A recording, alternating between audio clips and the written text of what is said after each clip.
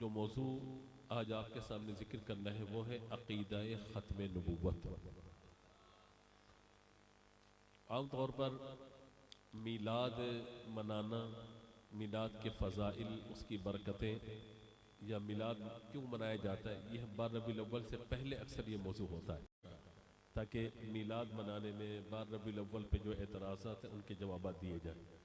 और बाद में फिर नबी पाक अलैहिस्सलातु वस्सलाम का हुस्न मुबारक है, हुजूर के शमाइल हैं, हुजूर का रहमतुल लिल आलमीन होना, यह ख़त्म नबूवत का मामला है, इस पर गुफ्तगू की जाती है। ख़त्म नबूवत ये हमारे बुनियादी अक़ाइद में से एक अक़ीदा है। जिस तरह अल्लाह को एक मानना ज़रूरी है, कलमे पर ईमान और यकीन ज़रूरी है, अंबिया किराम अलैहिमुस्सलाम पर ईमान लाना ज़रूरी है, उसी तरह से ख़त्म नबूवत यानी नबी मुकर्रम अलैहिस्सलातु वस्सलाम को अल्लाह का आखिरी नबी मानना ज़रूरी है। आखिरी नबी मानना क्यों ज़रूरी है? इसलिए ज़रूरी है कि अल्लाह तबारक व तआला ने अपने प्यारे महबूब सल्लल्लाहु तआला अलैहि वसल्लम पर नबूवत के दरवाजे को बंद फरमा दिया है। अब मेरे आका सल्लल्लाहु तआला अलैहि वसल्लम के बाद कोई नबी बोलिए नहीं आएगा। ख़त्म नबूवत या ख़ातमुन नबिय्यीन का माना होता है आखिरी नबी होना।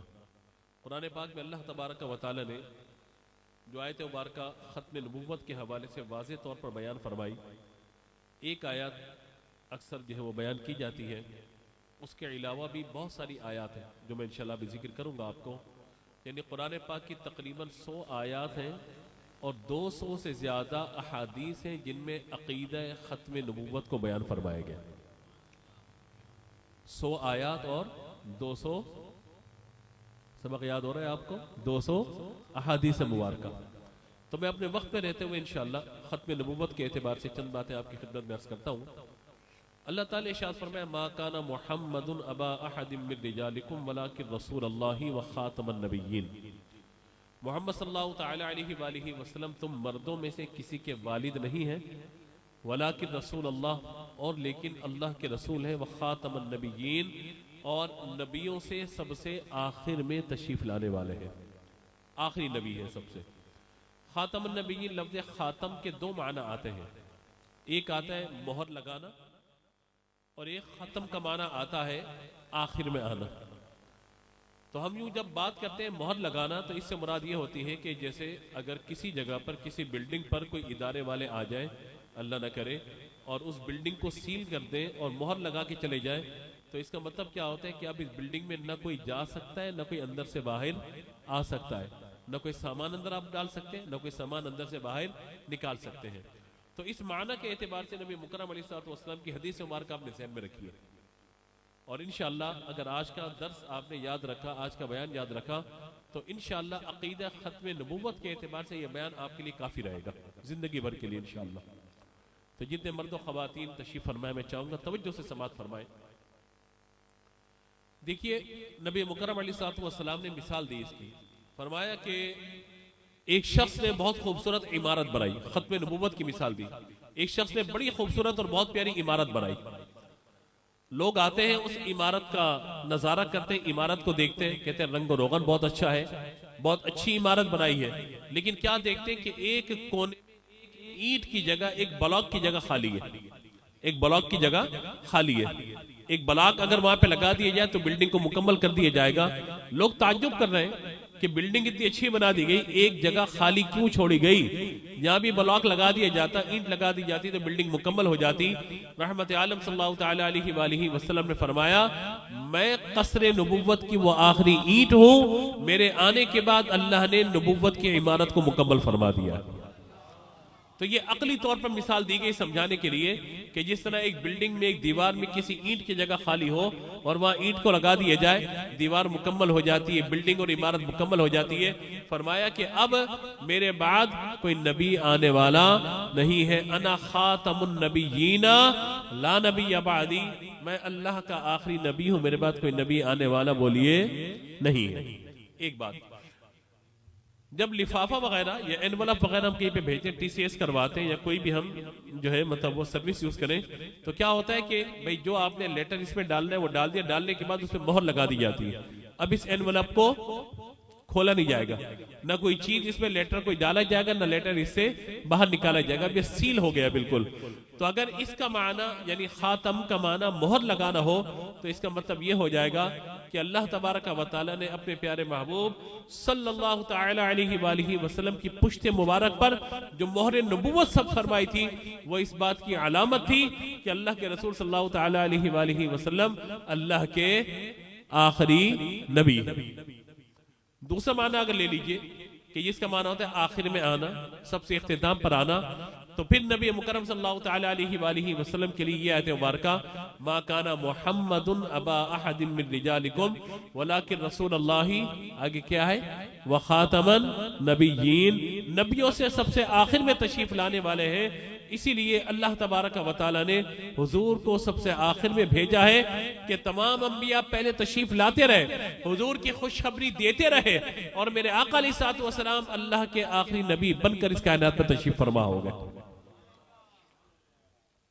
इस पर अहादीस मुबारका कुछ मुताला कर लेते मजीद, बल्कि एक और आयत मुबारका। हज़रत अब्दुल्ला बिन अब्बास रज़ियल्लाहु तआला अन्हुमा फरमाते कि हमने हुजूर अकरम सल्लल्लाहु तआला अलैहि वसल्लम के साथ हज अदा फरमाया। कितने खुश नसीब होंगे वो सहाबा जिन्होंने अल्लाह के रसूल के साथ हज किया होगा, कितने खुश नसीब होंगे कि अल्लाह के रसूल के साथ उन्होंने हज फरमाया। जब हज फरमाया तो कहते हैं कि 9 ज़िलहिज्जा वो जुमे का दिन था। कौन सा दिन था? जुम्मे का दिन था। इसीलिए हमारे यहाँ उर्फ आम में कहा जाता है अगर जुम्मे का दिन हो हज का तो कहा जाता है भाई इस दफा तो लोगों को हज अकबर मिल गया। हालांकि हज अकबर कुछ भी नहीं है, उम्रे को हज असगर कहा जाता है, हज को हज अकबर कहा जाता है, लेकिन हमारे एक मशहूर है कि भाई हज अकबर हो गया। वैसे भी जुम्मे की एक दिन की नेकी 70 नेकियों के बराबर होती है, तो इस सवाब की वजह से कह दिया जाता है कि इस दफा हज अकबर हो गया। चलिए जी, अब जुम्मे के दिन मेरे आका अलैहिस्सलातु वस्सलाम ने हज फरमाया। जब मेरे आका सल्लल्लाहु तआला अलैहि वसल्लम अरकान हज से फारिग हुए तो हज़रत जिब्रील अमीन अलैहिस्सलातु वस्सलाम वही लेकर आपकी बारगाह में हाजिर हुए और कुरान पाक की आयत मुबारक नाजिल हुई, अल यौमा अकमलतु लकुम दीनकुम व अतममतु अलैकुम निअमती व रदीतु लकुमुल इस्लाम दीना। फरमाया आज के दिन हमने तुम्हारे लिए तुम्हारे दीन को मुकम्मल फरमा दिया। जब दीन मुकम्मल हो गया, अल यौमा अकमलतु लकुम दीनकुम व अतममतु अलैकुम निअमती, और फरमाया कि अपनी नेमत को तुम पर मुकम्मल कर दिया, व रदीतु लकुमुल इस्लाम दीना, और दीन इस्लाम को तुम्हारे लिए पसंद कर लिया। तो जब ये आयत मुबारक नाजिल हुई ना तो एक यहूदी वहां खड़ा हुआ था। उसने कहा कि अगर ये आयत बनी इसराइल को यानी हमें मिली होती ना हज़रत मूसा अलैहिस्सलाम के दौर में, तो हम इस दिन को ईद का दिन बना लेते। क्या करते इस दिन को? बोलिए ना, ईद का दिन बना लेते। हजरत अब्दुल्ला बिन अब्बास रज़ियल्लाहु तआला अन्हुमा ने जब देखा ना कि सामने कौन है मुकाबिल, गैर मुस्लिम है, काफिर है, यहूदी है, तो आपने फरमाया तुम्हें ये आयत मिलती तुम ईद का दिन बनाते। अल्लाह ने जिस दिन ये हमें आयत दी है उस दिन 9 ज़िलहिज्जा यौम अरफा है जो मुसलमानों के लिए ईद का दिन होता है। एक ईद ये हो गई है और आज जुमे का दिन है। अल्लाह ताला ने इस दिन हमें 2 ईदें अता फरमा दी है। मैं ये कहूं कि जिस दिन अल यौमा अकमलतु लकुम दीनकुम, अल यौमा अकमलतु लकुम दीनकुम, जिस दिन ये आयत आ जाए वो दिन ईद का दिन बना लिया जाए, तो जिस दिन अल्लाह के रसूल इस कायनात में तशरीफ लाए, बताइए वो कितनी बड़ी ईद का दिन होगा। इसीलिए हम ये कहते हैं ईदों की ईद ईदे मिलादुन नबी है। लोग कहते हैं ईद कहां से आ गई? हम ये कहते हैं कि ईद खुशी का मौका है और हमें माहे रमजान के बाद जो ईद मिलती है वो भी खुशी का मौका है। माहे ज़िलहिज्जा में जो ईद मिलती है कुर्बानी की वो भी खुशी का मौका है। लेकिन हम ये जानते हैं कि अगर ईद मिलादुन नबी न होती तो न ईद उल फितर होती, न ईद उल अज़हा होती। तो तमाम ईदें जब हुजूर का सदका है तो लिहाजा हमें कहने दीजिए कि ईद नबवी का जमाना आ गया, लब पे खुशियों का तराना आ गया, हर सितारे में बड़ी है रोशनी, हर कली को मुस्कुराना आ गया। तो कहा कि आज के दिन हमारे लिए 2 ईदें हैं, एक यौम अरफा है और दूसरा जुम्मतुल मुबारक है। तो यहां से भी बात मालूम होती है कि जब अल्लाह ने दीन को मुकम्मल फरमा दिया, अब किसी नबी की जरूरत बाकी नहीं रहेगी। इसी तरह मेरे आका सल्लल्लाहु तआला अलैहि वसल्लम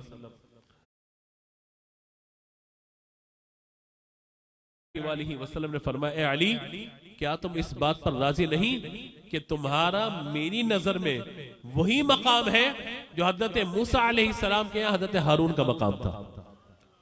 जब वो कोहे तूर पे तशरीफ ले गए थे तो हजरत हारून अलैहिस्सलाम ने उनके पीछे अपनी उम्मत को संभाला था, कहा कि मेरी नजर में तुम्हारा वही मकाम है, लेकिन अली याद रखना, अना खातमुन नबिय्यीन ला नबिय्य बादी।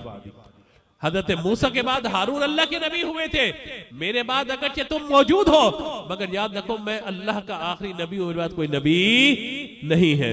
मैं कहता हूं जब हजरत अली नबी नहीं हुए तो कोई मिर्जा कहां से नबी हो गया? जब हजरत अली नबी नहीं हुए, हुजूर ने उनके बारे में कह दिया कि अली तुम नबी नहीं हो, मैं अल्लाह का आखिरी नबी, मेरे बाद कोई नबी नहीं। जब मैं कहता हूं हजरत अली को नबूवत नहीं मिली तो किसी मिर्जाई को नबूवत कैसे मिल जाएगी? तो सोचना चाहिए। तीसरी बात, खातमुन नबिय्यीन का माना समझ में आ गया, अहादीस समझ में आ गई।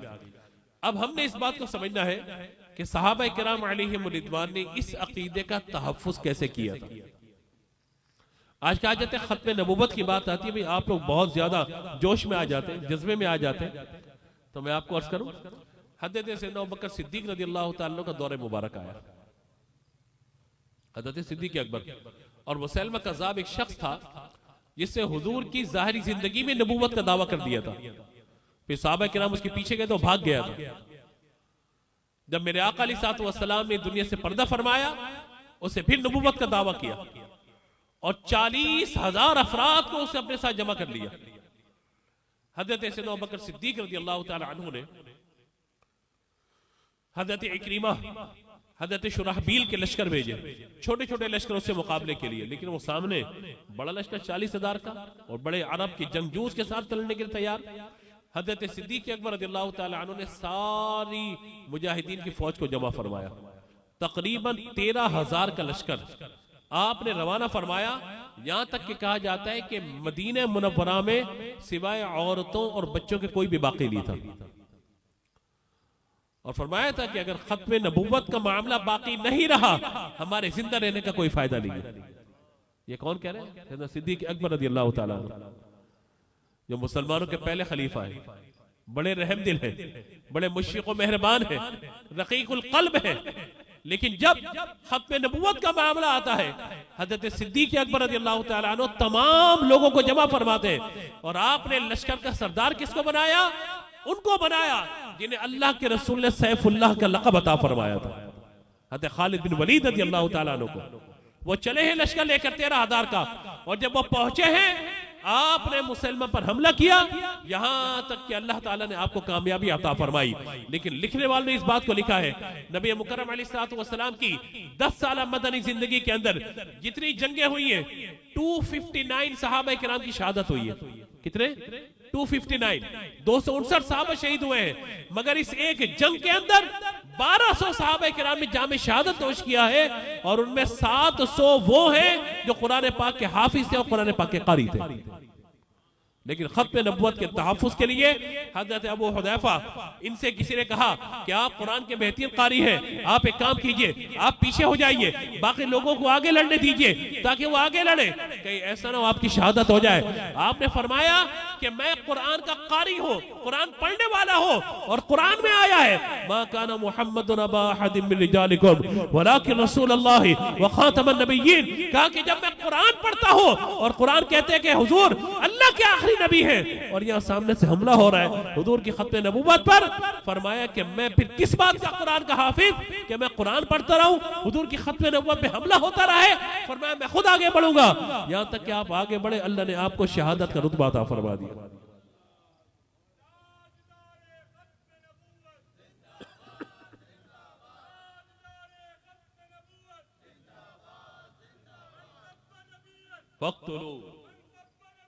वक्तुलू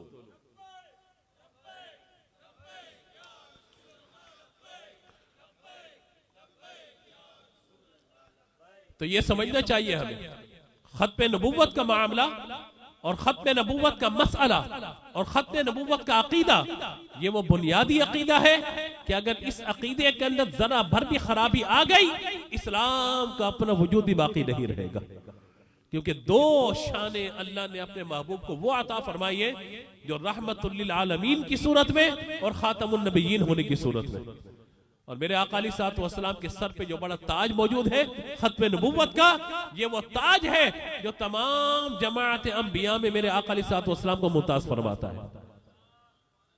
तो हमने असल में अकीदे खत्म नबुव्वत पे बात करना छोड़ दी, अकीदे खत्म नबुव्वत को बच्चों को सिखाना छोड़ दिया, खत्म नबुव्वत पे बात करना अकीदा सिखाना छोड़ दिया। और लोग आज खत्म नबुव्वत पे अकीदा नहीं सीखते, बात नहीं समझते, और फिर ये होता है कि भाई मिलाद भी कर रहे हैं, सब कुछ कर रहे हैं, खुदा न खास्ता किसी बद अकीदा कहते चढ़ जाते, फिर अकीदे खत्म नबुव्वत पे डामाडोल हो जाते हैं। और जैसे ही इस अकीदे के अंदर बंदा डामाडोल हुआ, उसका अपना ईमान बर्बाद हो गया। अब एक और वाकया मैं आपकी खिदमत में पेश करूं, बात को समेटूं। कम बात हो, मुख्तसर बात हो, मगर जहन के अंदर महफूज हो जाए, बजाय इसके कि 4 घंटे की तकरीर, टू द पॉइंट बात होनी चाहिए। अकीदा खत्म नबुव्वत ऐसा अकीदा जो बुनियादी अकीदा मुसलमानों का, जैसे अल्लाह को एक मानना जरूरी है, इसी तरह मेरे आका अलैहिस्सलातु वस्सलाम को अल्लाह का आखिरी नबी मानना भी जरूरी है। ठीक है, यहां तक बात समझ आ गई आपको। ग़ज़वा खैबर का मौका है, मेरे आका सल्लल्लाहु तआला अलैहि वसल्लम तशरीफ फरमा है, हुजूर की बारगाह में जंजीरों में जकड़ा हुआ एक दराज गोश गधा हुजूर की बारगाह में लाया गया, और रहमत आलम सल्लल्लाहु तआला अलैहि वसल्लम से फरमाया गया कि ये आपके लिए, यानी खैबर जब फतह हुआ वहां से घोड़े को लेकर के आए। नबी मुकर्रम सल्लल्लाहु तआला अलैहि वसल्लम की ये शान है कि अल्लाह तबारक व तआला ने अपने प्यारे महबूब को ये शान अता फरमाई है कि हुजूर हर एक की जबान को समझते हैं। बुलंद आवाज से कहिए, कोई अगर उर्दू बोले हुजूर समझते, अरबी बोले हुजूर, पंजाबी बोले, सिंधी बोले, बलोची बोले, बरोही बोले, इंग्लिश बोले, सब बोलिए। और जिसको बोलना नहीं आता उसकी भी समझते। वही भरते हैं झोलियां सबकी, वो समझते हैं बोलियां सबकी। आओ दरबार मुस्तफा को चले, खोटे सिक्के वहीं पे चलते हैं। जो बोलता है हुजूर उसकी तो सुनते ही है, लेकिन जो बेचारा बोल नहीं पाता ना, मेरे आका अलैहिस्सलातु वस्सलाम उसकी भी सुनते हैं। दूर नजदीक के सुनने वाले वो कान लाले करामत पे लाखों सलाम। फतह बाब नबुव्वत पे बेहद दुरूद, खत्म दौरे रिसालत पे लाखों सलाम।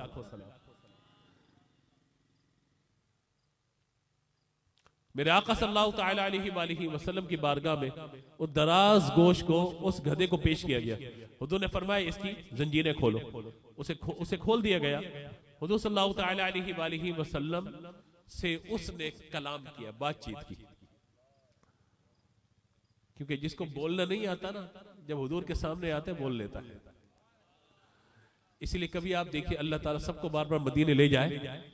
एक कैफियत है कि जब दुआ कर रहे होते हैं, या रसूल आपके दरबार में हाजिर है, हुजूर हादी कबूल करें, मर्द और खवातीन सब जाते हैं तो हादी की दुआ करने जब वहां पहुंचते हैं तो फिर जो अर्जी है वो पेश कर रहे होते हैं। एक वक्त आता है बोलते बोलते जबान बंद हो जाती है, आंसू बहने शुरू हो जाते हैं। और जब आंसू बहते हैं ना, जब बंदा रोना शुरू करता है, यकीन मानी ये वो दुआएं हैं जो बगैर कहे हुजूर की बारगाह में पहुंच रही होती है। ये कैफियत होती है। आंसू जो बह रहे हैं, सब हाल कह रहे हैं, लब कौन खोलता है दरबार मुस्तफा में। मैं चुप खड़ा हुआ हूं दरबार मुस्तफा में, आंसुओं से बोलता हूं दरबार मुस्तफा में। सीने पे हाथ रखकर मैं दिल को ढूंढता हूं, दिल मुझको ढूंढता है दरबार मुस्तफा में। वहां की कैफियत तो ये होती है। तो उसे हुजूर से कलाम किया, कहा कि मैं अपने दादा की नस्ल में से 40वां गधा हूं, दादा की नस्ल में से 40वां हूं, और अपने दादा की नस्ल का आखिरी हूं, और आप भी अल्लाह के आखिरी नबी हैं। शायद अभी नहीं पहुंचे आप जहां पहुंचाना है आपको। क्या कहा उसने कि मैं अपने दादा की नस्ल का 40वां हूं, 40वां गधा हूं, और मेरे दादा की नस्ल में जितने थे सब पर अल्लाह के नबी सवार हुए हैं। मैं अपने दादा की नस्ल का आखिरी हूं और आप भी अल्लाह के आखिरी नबी हैं। मैंने कहा गधा समझ गया हुजूर अल्लाह के आखिरी नबी है, इतनी बात काफी है। जानवर समझ गया ये अल्लाह के आखिरी नबी है, दो टांग वाले जानवर आज तक नहीं समझ पा रहा। समझदारों के लिए जुमला मैंने कहा कि मैं आखिरी हूं, आप भी आखिरी हैं। मेरा जो आका था ना यहूदी, वो मुझ पर सवार होने की कोशिश करता था, मैं गिरा देता था उसे, वो डंडे मारता था मुझे। हुजूर मैंने आपकी खातिर बड़ी मार खाई है, मैंने आपकी खातिर जंजीरें पहनी है, मैंने आपकी खातिर तकलीफें उठाई है, लेकिन मेरे दिल में था कि जब मेरे दादा की सारी नस्ल ऐसी गुजरी कि अल्लाह के नबी सवार हुए हैं, तो मैं इस उम्मीद पर आपके पास आया कि हुजूर आप मुझे अपनी सवारी के लिए कबूल फरमा लें, आप कबूल फरमा लें। हुजूर ने कबूल फरमा लिया। फरमाया आज से तेरा नाम गधा नहीं है, आज से तेरा नाम याफूर हम रखते हैं, याफूर। हुजूर की सवारियों का जिक्र आएगा ना, कस्बा का जिक्र आएगा, ऊँटनी का, उकाब का जिक्र आएगा, घोड़ों का जिक्र आएगा। वहीं पे इस दराज गोश का नाम जब जिक्र किया जाएगा ना, तो कहेंगे हुजूर की सवारी का प्यारा याफूर, मोहब्बतों वाला। और आले मोहब्बत तो याफूर अपने बच्चों का नाम भी रखते, क्योंकि हुजूर ने ये नाम उसको अता फरमाया था। जो मेरे नबी ने नाम रखा कितना प्यारा होगा। तो कहा कि याफूर आज से तेरा नाम है। वो नबी पाक अलैहिस्सलाम की खिदमत में रहता। और उलमा ने लिखा है, आपको हैरत होगी कि हुजूर सल्लल्लाहु तआला अलैहि वसल्लम ने जब किसी को बुलाना होता ना, किसी भी सहाबी को, तो हुजूर इशारा फरमाते थे, कहते थे उसको बुला के लाओ, नाम लेते थे, तो वो जाता था सीधा उसी सहाबी के दरवाजे पर।